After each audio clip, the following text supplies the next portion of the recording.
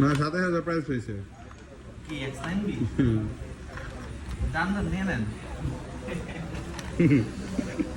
যদি 7000 কেউ দিয়ে খায় আলহামদুলিল্লাহ চোখ বন্ধ হয়ে তাহলে মাল দেন এটা কত সাতটা এইটা 34500 টাকা হালকা ব্লু না